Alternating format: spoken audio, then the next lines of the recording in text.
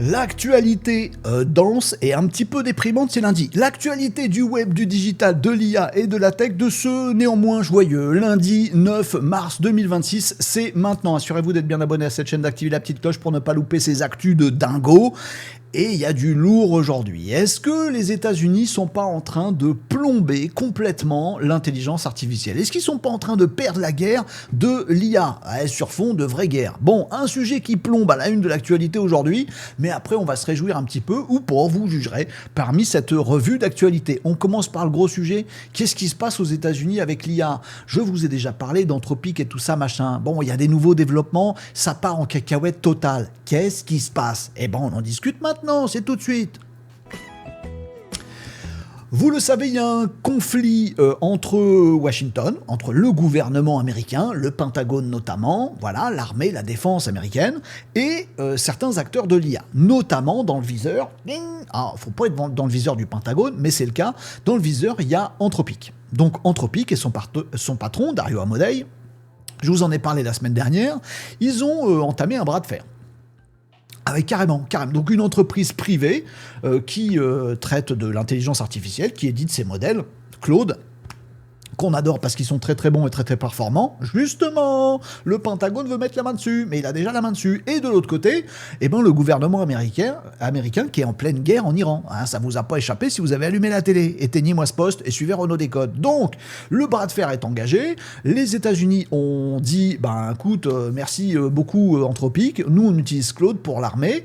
Puis on va mener une petite guerre, on va même cibler Khamenei, le mort, ça bouge tout le temps en ce moment, mais bon, peu importe, voilà. On va utiliser des IA, des cerveaux, dans nos trucs, hein, c'est pas juste, ils ont pas demandé à Claude, d'où qui sera Khamenei pour lui balancer un missile. Non, c'est pas ça. Bon, mais c'est le même modèle d'Anthropic, qui est fine-tuné, qui est branché sur pas mal de données privées du département de la défense américain, qui sert de cerveau à des systèmes comme Palantir, qui, eux, font du renseignement et disent c'est là qu'il faudrait frapper pour tuer le guide suprême. Et donc, voilà. Et juste avant cet épisode guerrier, eh bien, il y a Dario Amodei, le patron d'Anthropic, qui avait dit, dis donc, nous, on précise quand même un truc. Certes, nous sommes sous contrat avec les États-Unis d'Amérique, comme tous nos petits confrères, hein. Google avec Gemini, tous, ils y sont tous, on a tous un contrat de 200 millions de dollars, oh, sympa, rentable l'histoire, avec le gouvernement pour que les services du gouvernement puissent utiliser les IA. Bon, mais les modèles d'Anthropic étant super balèzes, eux, ils sont utilisés directement dans le cœur, dans les cerveaux des systèmes de renseignement américains, voire dans les systèmes d'armes autonomes. Et qui dit armes dit létalité, hein. Et Dario Amodei d'Anthropic, il a dit non, tout ce qui est surveillance de masse et tout ce qui est armes autonomes qui tuent, en même temps les armes, nous on veut pas, on n'est pas dedans.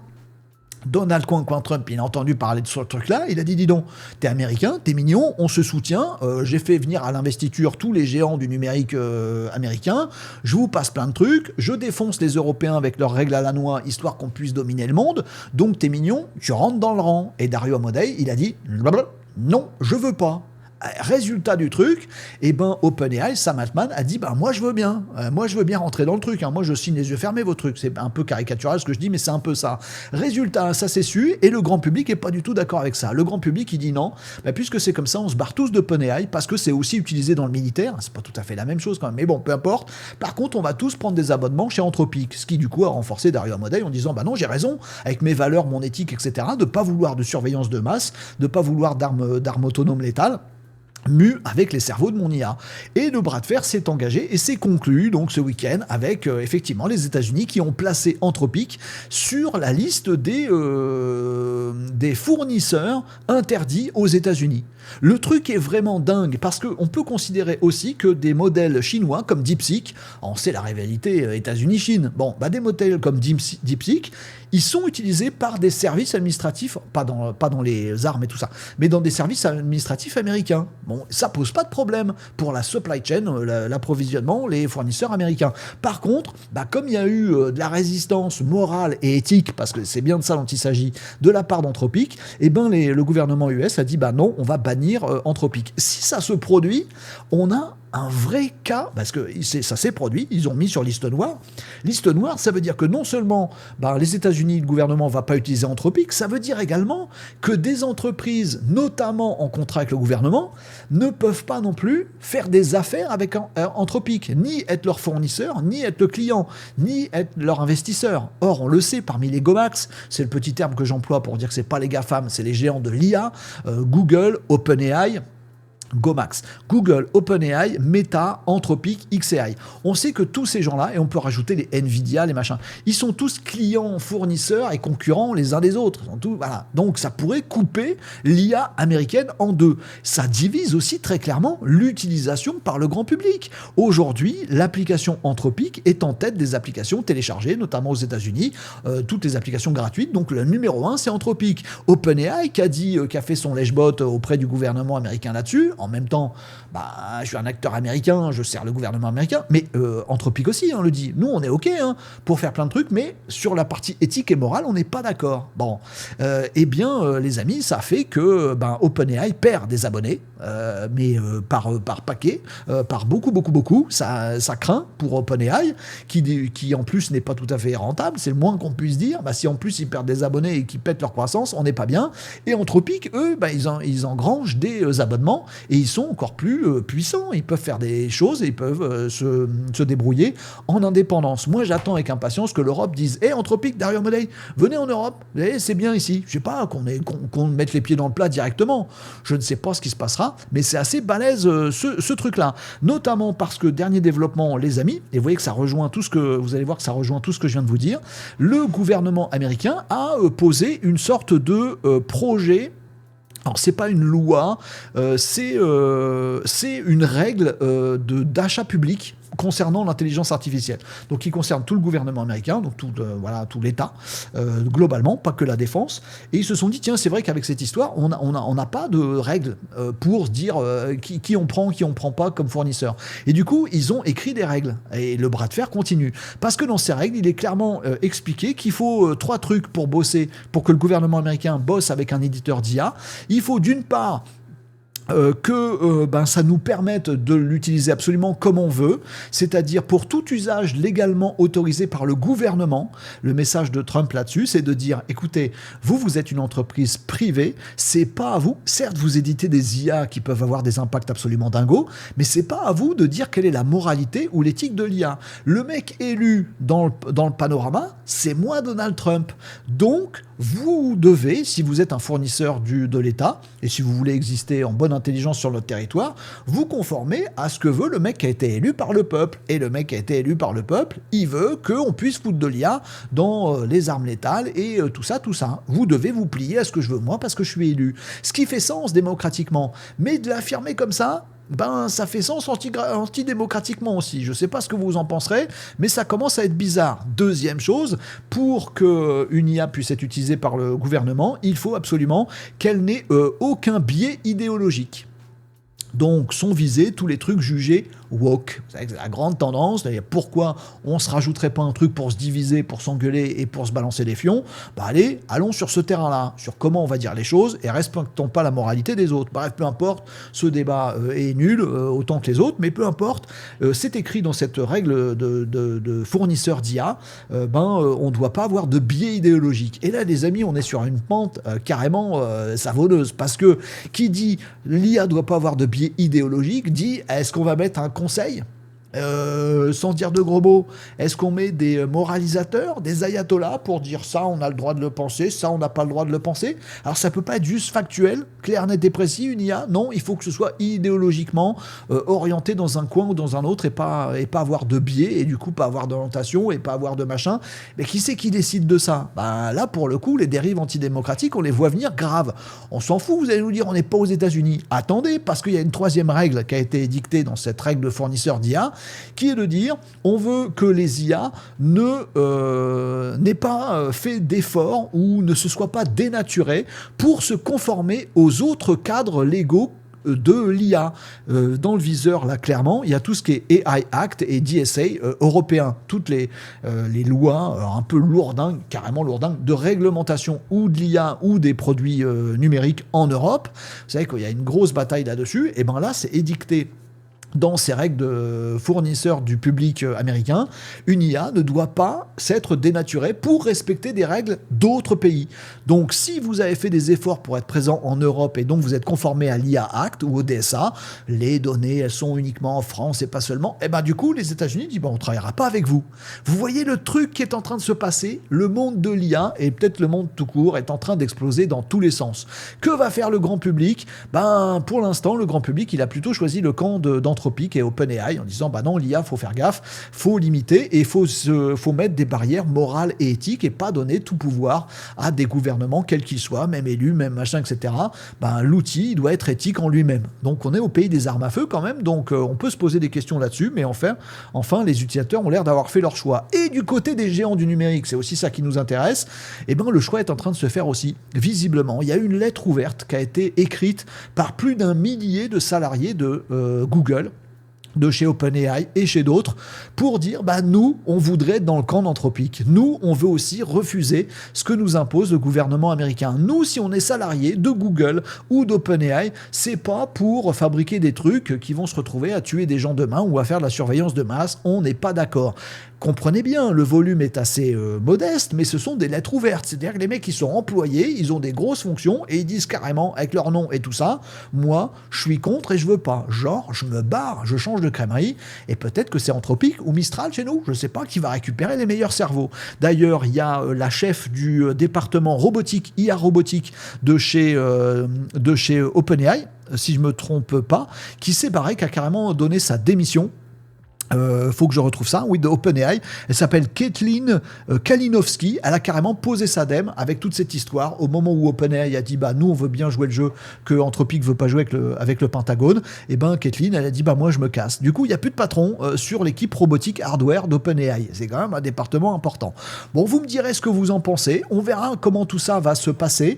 Mais il est possible que les États-Unis soient en train d'exploser sur cette partie-là. Vous savez que tous les géants du numérique étaient présents à l'investiture de Trump.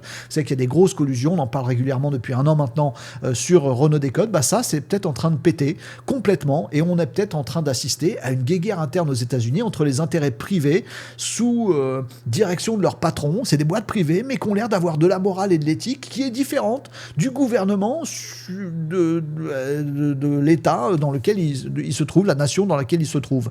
Bah, c'est peut-être en train de péter, c'est peut-être la Chine le grand gagnant de l'affaire, à moins que nous en Europe et en France, bah, on sache récolter les fruits de tout ça, d'accueillir les super cerveaux qui ont de l'éthique et de la morale, et de leur dire, bah nous on a des cadres réglementaires qui sont certes grave chiants, mais qui ont l'air de coïncider avec vos volontés d'éthique et de morale. Je ne sais pas, on verra qui seront les gagnants de cette histoire, mais à mon avis c'est mal barré pour les États-Unis qui sont en train de faire péter leur propre modèle basé sur l'intelligence artificielle. C'est peut-être pas si mal, ça plutôt que l'hégémonie totale d'une nation sur le reste du monde. Vous me direz ce que vous en pensez en commentaire. Je vous ai dit qu'il y avait du lourd. Hein. Bon, allez, ce que vous voulez, c'est des nouveaux modèles d'IA.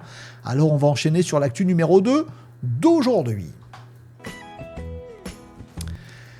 Allez les amis, maintenant que ce sujet bien lourdingue a été traité avec vous, et je suis content de l'avoir fait parce que c'est vraiment le monde qui vient qui est en train de se forger sous nos yeux, et il faut aussi qu'on l'oriente, qu'on soit au courant. Il n'y a pas assez de sujets sur ce que je viens de vous expliquer à mon avis, à la télé, dans les médias, etc. Il faudrait s'attaquer au cœur du problème, qui n'est pas un problème d'IA, qui est un problème d'éthique. Revenons-en maintenant aux nouveaux modèles, puisque vous me demandez très souvent, c'est quoi les nouveaux modèles qui sont sortis aujourd'hui ? Parce que vous savez très bien que des IA, il en sort à peu près tous les 4 matins. Eh bien les amis, et on a les frères ennemis, non ils sont pas du tout frères, ils sont plus ennemis qu'autre chose, voilà, OpenAI et Anthropic qui ont sorti leur petite dinguerie, exactement dans le même domaine. Quel domaine Renault ? Celui de la sécurité informatique, du code. Bah oui les amis, puisque on a d'abord Anthropic qui nous a parlé de c'est pas une expérience, j'allais dire une expérience, du projet qu'ils ont mené, donc c'était fin d'année, au tout début 2026, ils ont mené un projet avec Firefox. Vous voyez, voilà, Firefox, très bien, Firefox, navigateur, tout ça, machin, faut pas qu'il y ait de faille de sécurité dans ce genre de truc.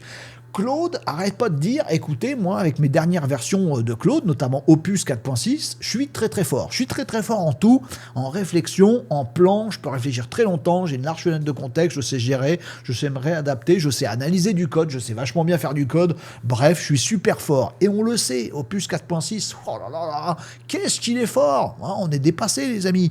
Bon, est-ce qu'il est fort en sécurité? Projet avec Firefox, on a refilé tous les codes, enfin pas tout, une grande partie des codes sources de Firefox, et on a demandé à Anthropic, avec Claude Opus 4.6, de faire bosser Claude Opus 4.6 pour détecter des failles, parce que c'est vachement important de ne pas avoir des failles dans un navigateur, t'es mignon.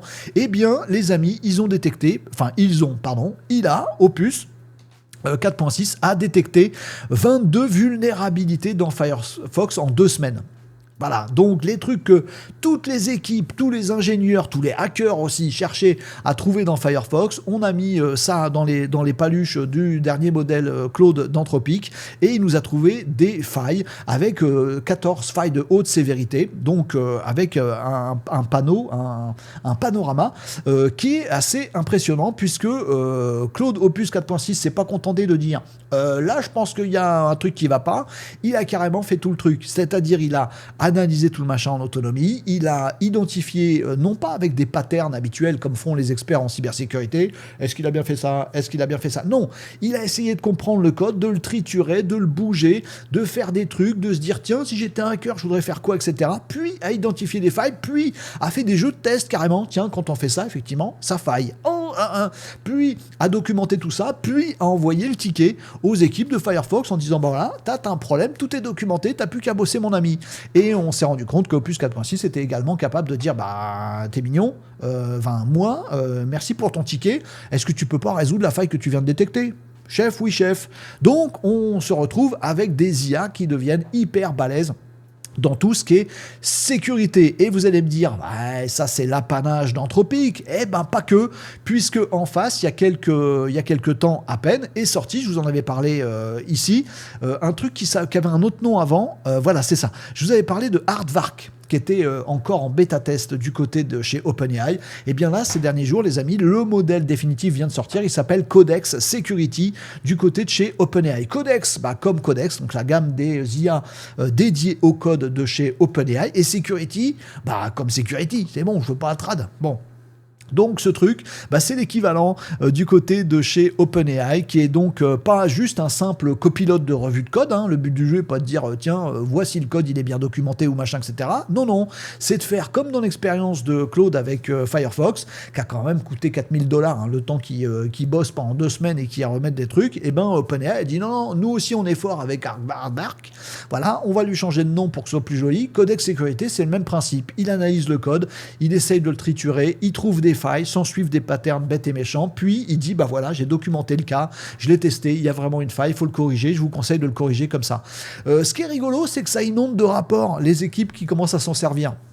Oui, parce que jusqu'à présent, les équipes sécurité, tiens d'ailleurs, il y a peut-être un business pour vous, il y a plein de boulot qui disparaît, je vais vous en reparler juste après dans l'IA, il y a un truc super intéressant d'Anthropic qui vient de sortir sur les emplois qui disparaissent, je vais vous en parler juste après, restez avec moi.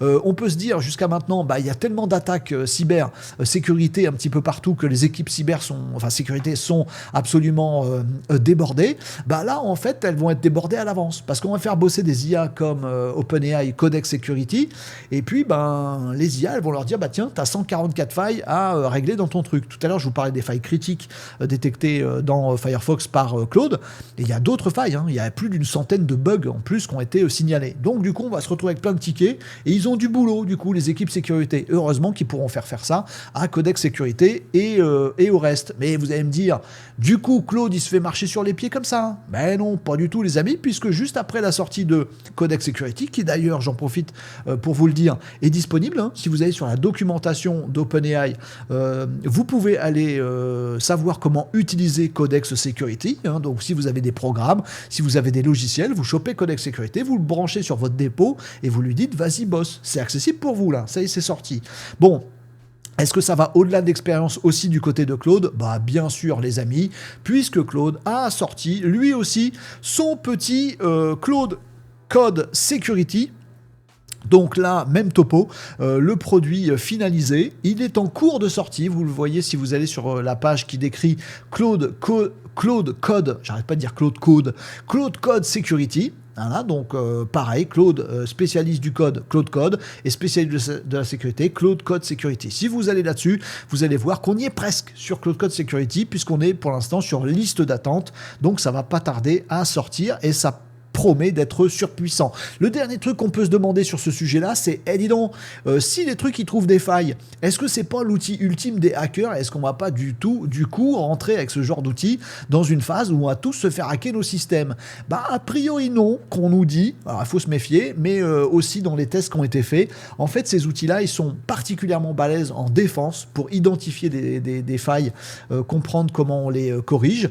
Ils sont beaucoup moins forts pour mener les attaques. Identifier les failles, oui, mener les attaques, c'est beaucoup moins vrai. Bon, est-ce que quelqu'un va pas réussir à triturer le truc pour que ce soit un super attaquant? Bah, en même temps, c'est un super défenseur. Bon, bah, on verra où ça nous mène tout ça. Est-ce que c'est un vrai sujet, les attaques cyber? Bon, bah, on passe à l'actu suivante, vous allez voir que oui, les amis. Oui, les attaques sur nos données, c'est un petit peu fatigant. Alors, qu'est-ce qu'il va encore nous dire Renaud Décode? Est-ce qu'il va encore nous dire, ça y est, il y a encore eu une fuite de données dans je sais pas quel service et les gens, ils ont récupéré mon nom et mon numéro d'INSEE et du coup, ils vont m'envoyer du phishing sur mon smartphone. Dis donc, Renaud Décode, de tel numéro, tu vois, on sait qu'on se connaît, il faudrait que tu fasses un prêt bancaire, machin truc. Non, je vais pas me faire douiller, je connais l'histoire. Non, là, c'est un peu plus chaud, les amis, ce qui s'est passé. C'est chaud à deux niveaux. Il s'est passé un truc, une fuite massive de données médicales. Oui, en France. 15 millions de personnes sont concernées. Eh oui, on a estimé à 164 000, enfin c'est pas moi, hein. Il a été estimé pour l'instant, ça varie tous les jours, il y a des rapports de la CNIL. La CNIL, ils sont forts en rapport, en amende aussi, ils sont super forts. Pour aider les gens, avant que les problèmes se produisent, bon, on passe son tour, voilà. Par contre, pour foutre des amendes, pour mettre encore plus la tête sous l'eau de gens qui devraient se focaliser sur sécuriser leur système, bon bah là, bim. Bref. Je passe sur la CNIL, j'aime bien leurs promesses, mais j'aime pas du tout comment ils font les choses. Peu importe, on s'en fout. 15 millions de Français, et ça a été estimé du coup à 164 000, j'ai un papier là-dessus, mais je l'ai paumé, 164 millions, je n'ai pas de papier, je vous le dis, 164 000 Français qui ont vu leurs données de santé exploitées. Alors comment ça s'est passé ce truc-là? Donc ça c'est un premier scandale déjà, je vais vous dire ce qu'il en est, et il y a un deuxième scandale dans l'histoire. En fait, tout ça part d'un logiciel qui s'appelle MLM de CGDIM Santé. Donc c'est un gros éditeur et autre chose d'ailleurs. Ils ont créé un logiciel pour les personnels de santé, donc votre médecin, voilà. Votre médecin, il peut utiliser ce logiciel-là. Il peut en utiliser d'autres aussi. Quand il utilise ce logiciel-là, bah, il a accès à votre dossier patient, votre dossier médical, qui est du coup sur les serveurs sécurisés français avec attestation données de santé de chez CGDIM Santé. Parce que vous savez qu'il y a plein de réglementations pour que nos données de santé elles soient là où il faut. C'est-à-dire en France. On n'utilise pas des trucs étrangers. Vous allez voir que c'est pas là qu'est la faille. C'est ça qui est drôle. Parce que peut-être que CGDIM, c'est bien qu'ils aient du cloud en données de santé. C'est peut-être bien aussi qu'ils fassent un logiciel qui soit pas hackable trop facilement. Et ben c'est exactement ce qui s'est passé. Donc il y a environ 1500 médecins qui se sont fait hacker leur compte. En fait, en gros, il y a un médecin qui s'est fait hacker son compte par phishing, tout ça. Généralement, le point faible dans les attaques de cybersécurité, il se trouve entre l'écran et le dossier de la chaise. C'est souvent l'humain. Bref, on a récupéré un accès d'un des médecins qui utilisait MLM. Et avec cet accès, on s'est rendu compte, les hackers se sont rendus compte qu'ils pouvaient faire des requêtes sur les autres comptes de MLM, donc pour les autres médecins. Et qu'à chaque fois, on pouvait accéder au dossier du patient qui contient nos données de santé. Donc ça, c'est bim, on est dedans pour les 15 millions qui sont concernés. Et pour les 164 000, c'est pire, puisque ce qu'ils ont récupéré, c'est pas tant les données de santé classiques du dossier de santé, c'est aussi les notes du médecin. Vous voyez, quand vous allez en consultation, le médecin, il a vos données, tout ça, c'est super, merci l'IA, merci les systèmes, etc. Mais il peut aussi prendre des notes. Et plutôt que les foutre sur papier, autant qu'il les mette dans l'ordi.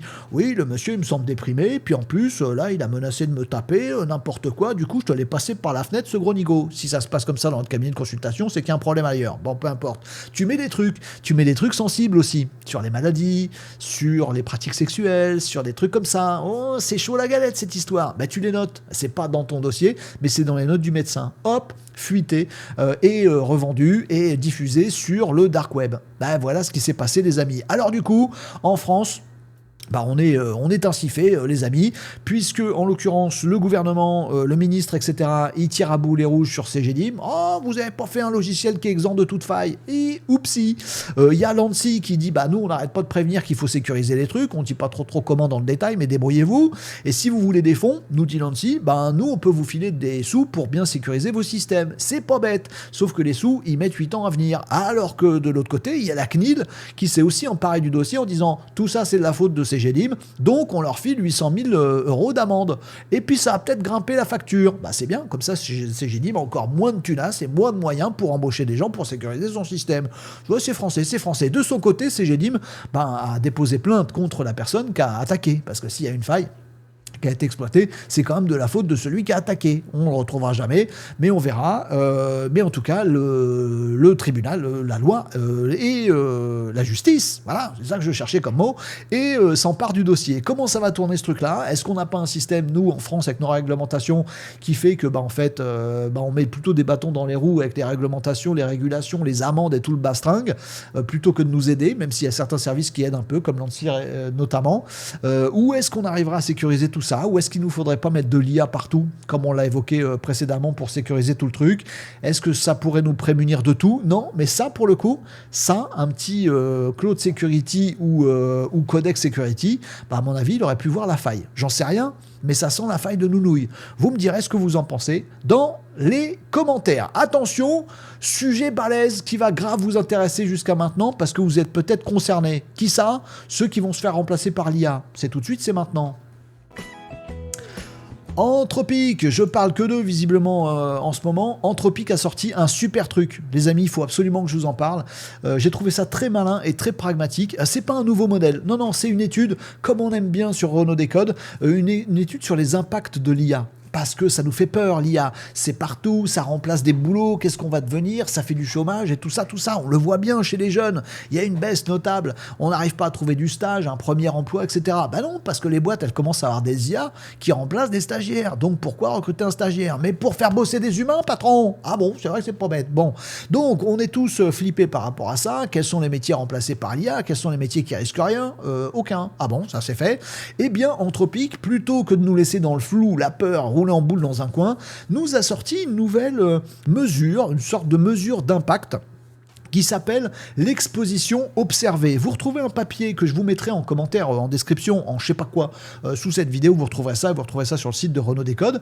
C'est super et je vous conseille vraiment de le lire. Après, vous faites comme vous voulez, mais je vais vous raconter. En fait, ils ont fait un truc assez cool à mon sens, c'est qu'ils se sont dit ok, l'IA elle peut faire le taf de certaines personnes, mais est-ce qu'il y a des gens qui essayent de faire ce taf là par l'IA ? Et, vous voyez ce que je veux dire ? L'IA peut remplacer tel métier, puis elle peut pas trop remplacer tel autre métier. Et puis pour chacun de ces métiers-là, est-ce que vraiment les gens ils cherchent à remplacer ce métier-là ? Est-ce que par exemple les gens qui utilisent les modèles Claude d'Anthropic, ils cherchent à chaque fois à faire du code ? Si tout le monde essaye de faire du code à l'IA, c'est que le métier de codeur il est menacé. Bon, est-ce que le métier de manager est menacé ? Ah ouais, grave, remplaçable par l'IA. Oui, mais est-ce qu'il y a des gens qui cherchent à faire du management avec l'IA ? Non. Du coup, c'est pas trop remplaçable. Et puis, c'est couplé ces études qu'ils ont fait avec encore un troisième élément. J'ai oublié le nom du truc, mais je l'ai peut-être dans mes notes. Ah oui, le cadre Elundu et Al. Bon, je vous mettrai ça en description, vous irez trouver le papier, qui est vachement intéressant, qui rajoute en plus une sorte d'indice de score. C'est entre 0 et 1, c'est un indice, pour savoir quel est le niveau de contribution de l'intelligence artificielle. En gros, si l'IA fait pas le boulot, c'est 0. Si l'IA fait aussi bien le boulot que l'humain, c'est 0,5, tu vois. Et si l'IA est capable de faire le même boulot que l'humain, mais en 2 fois moins de temps, ou 2 fois mieux, alors l'indice c'est 1. Ils ont couplé tout ça. Est-ce que l'IA remplace ? À quel niveau d'indice ?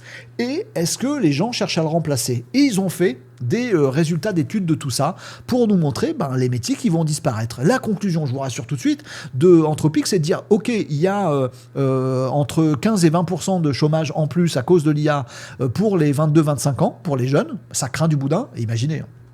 Imaginez les chiffres, hein. Vous avez les chiffres du chômage en France. Imaginez qu'on perde, même sur une tranche d'âge assez serrée, les moins de 25 ans, les premiers emplois. Mais les premiers emplois, s'ils ne trouvent pas leur premier emploi, ça va craindre pour leur deuxième, du coup, tu comprends? Bon, et ben déjà, l'impact est dingue. Mais ils disent que sur les autres âges, etc., c'est moins grave. Et que c'est plus grave pour les gens bien payés, pour les professions intellectuelles, bien sûr, voilà, pour différentes catégories. Mais en tout cas, ils nous disent que c'est pas un chambardement à la Covid, que c'est plus un chambardement à l'arrivée du web, de l'informatique ou des crises longues. Donc c'est en train de se faire. Les impacts sont importants, mais ils n'arrivent pas d'un coup, nous dit l'étude. Maintenant, si vous voulez voir venir le truc, donc ça c'est le Elundu dont je vous parlais tout à l'heure, vous avez ce graphique-là qui est particulièrement intéressant. Vous irez le regarder. Vous voyez qu'en rouge, pour vous expliquer un petit peu le truc, il y a ce qui est actuellement couvert. C'est-à-dire que ce que les gens font.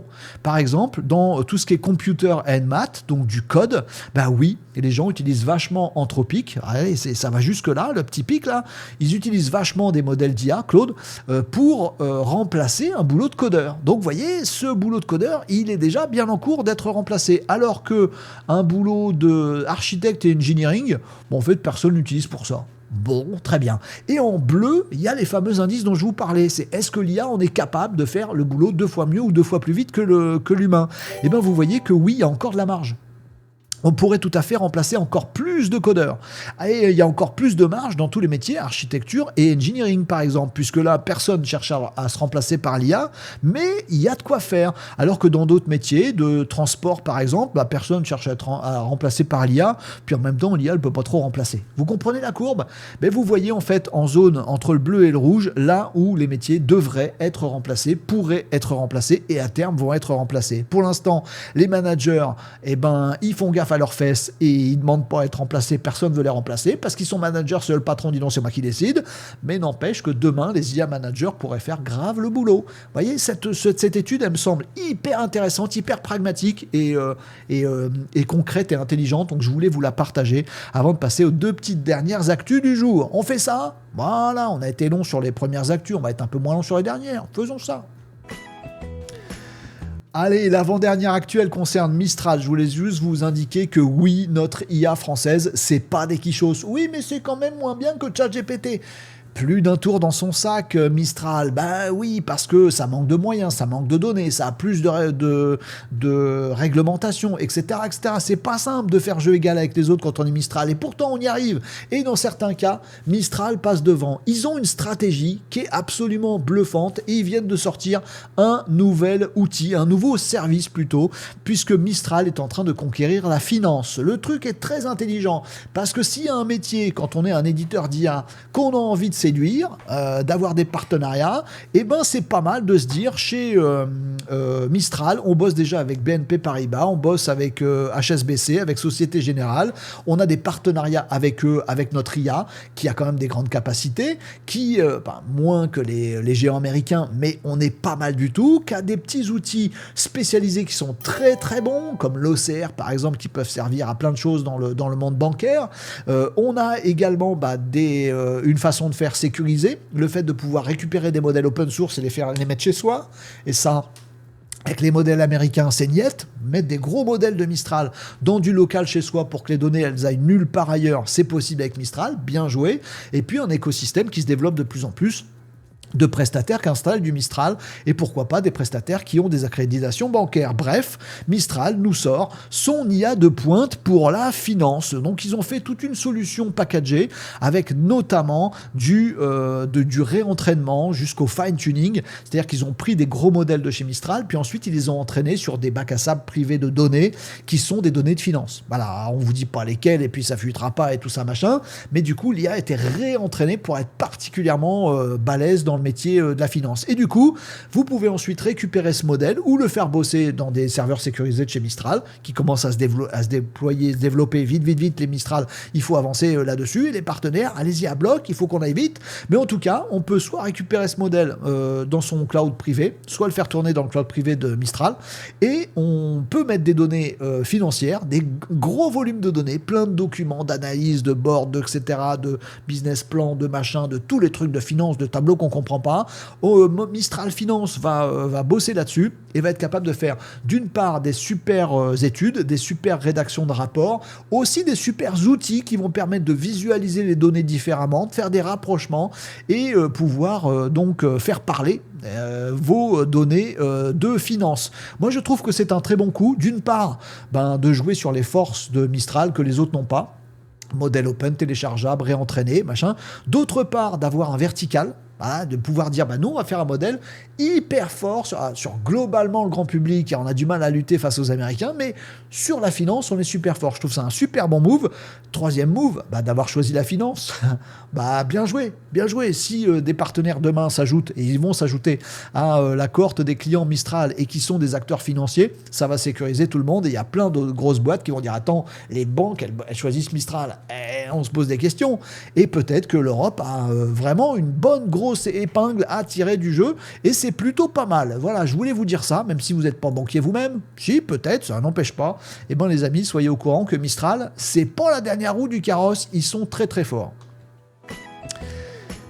Et enfin les amis, j'ai bien terminé cette revue d'actu par un petit sujet tech et puis par un petit sujet polémique. Alors parfois j'hésite et puis parfois le destin me fait avoir à la fois un sujet tech et polémique en même temps.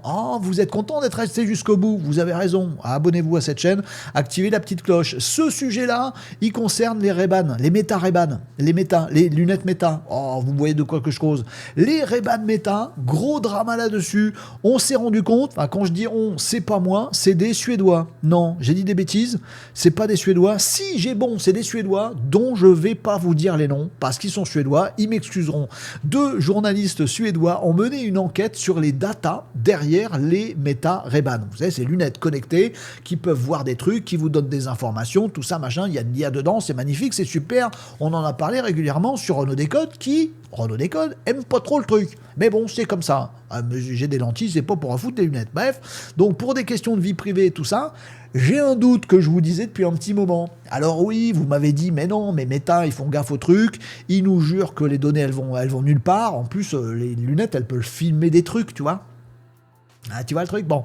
Donc non, ça va nulle part. Oui, mais est-ce que les données, c'est pas l'or, le truc le plus précieux pour entraîner les IA du futur? Et est-ce que Meta, vous êtes sûr, va pas profiter de toutes les datas qu'on filme tous avec nos Meta Ray-Ban pour entraîner ses prochains modèles d'IA? Auquel cas, les données, elles vont aller quelque part. Elles vont être triées, filtrées. Je dis ça, je dis rien. Bon, les Suédois, les journalistes là, ils ont dû regarder Renault Décode ce jour-là, pas du tout, et ils se sont dit, ils ont sûrement eu la même idée, parce qu'on l'a tous eu, ils se sont dit on va enquêter là-dessus. Et ils sont allés voir à Nairobi, au Kenya. Pourquoi? Mais parce que là-bas, il y a une entreprise qui s'appelle Sama. Et Sama, c'est un partenaire de Meta qui fait du retraitement, tri, qualification de données. C'est un gros business à travers le monde d'avoir des entreprises, souvent offshore par rapport à là où se trouvent les pays qui fabriquent les IA, pour aller étiqueter des données. Ça, c'est une bonne donnée, ça, c'est une mauvaise donnée, ça, elle dit ça, la donnée, ça, dans cette image, on voit tel truc, etc., etc. Donc, on va pouvoir avoir des données documentées pour pouvoir alimenter les IA du futur. Et on s'est rendu compte dans cette boîte Sama, en interviewant les salariés, que oui, ils bossent pour Meta, que oui, ils ont bien les images des Meta Ray-Ban. Oui, et que oui, leur boulot, c'est bien de les étiqueter, de les documenter, donc de les regarder pour voir ce qu'il y a dedans, pour pouvoir remettre les données propres et documentées à Meta. Donc, Meta a menti. Ils ont complètement pipoté. Vos données ne vont nulle part. C'est toi qui as fabriqué Facebook. Bon, donc oui, les données, elles vont à Nairobi, et le truc chelou, c'est que bien sûr, ces salariés, on les a interrogés, sur ce qu'ils voyaient dans le truc. Des scènes de hum-hum. Oui, enlève tes lunettes quand tu dragouilles. Bon, voilà. Des scènes de séances d'habillage, de déshabillage dans la salle de bain, de thé aux toilettes et des trucs comme ça.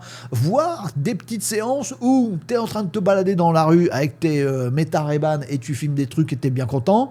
Puis, il te faut du liquide pour aller à la boutique d'à côté. Tu prends ta carte bancaire et puis tu la mets dans le truc. Tu as regardé ta carte bancaire avec tes lunettes. Nounouille, il y a ton numéro de CU. Bon, toutes ces données-là, qui sont quand même hyper sensibles, elles partent chez des prestataires. Elles sont vues par des humains avant de revenir chez Meta qui les exploite. Bon, ça craint du boudin, vous me direz ce que vous en pensez. Ça craint du boudin, expression du siècle dernier, on prend, il n'y a pas de problème. Vous me direz ce que vous en pensez, mais faites attention avec ce genre de choses, décidément les failles de sécurité sont partout. Bon, il y a bien des petits autocollants qu'on peut mettre pour enlever pour masquer la petite lumière sur les Meta Ray-Ban. Mais bon, méfiez-vous, quoi. Méfiez-vous, faites attention. Il faut peut-être s'assurer que les choses soient sécurisées. Il faut peut-être aussi mettre des règles morales, éthiques, de sécurité sur les données, sur les outils qu'on utilise, qui soient des règles simples à des grandes lois classiques de la robotique, de l'IA, etc., de la donnée personnelle, pour construire un monde qui vient qui soit, qui soit éthiquement et moralement acceptable. Je dis ça, c'est ma petite phase de daron de fin. Vous me direz ce que vous en pensez en commentaire. Et merci d'avoir suivi, et bravo d'avoir suivi cette revue d'actu sur Renault Décode. Pensez à vous assurer que vous êtes bien abonné à cette chaîne, d'avoir activé la petite cloche, c'est important, comme ça vous ne loupez pas tous les formats qu'on peut sortir régulièrement. Et puis vous venez en discuter si vous avez envie sur renault-décode.fr, le site est libre, ouvert, gratuit. Vous trouverez également notre accompagnement, celui-là sur abonnement payant pour avoir des formations, du e-learning, des parcours, la communauté, des événements privés, enfin, bref, tout ça se retrouve également sur Renault Décode si vous avez envie de découvrir. Et puis l'endroit où vous partagez libre, ouvert, gratuit avec tout le monde sur tous ces sujets-là. On vous attend avec impatience et moi je vous donne rendez-vous pour une prochaine revue d'actualité web IA Digital Tech sur Renault Décode.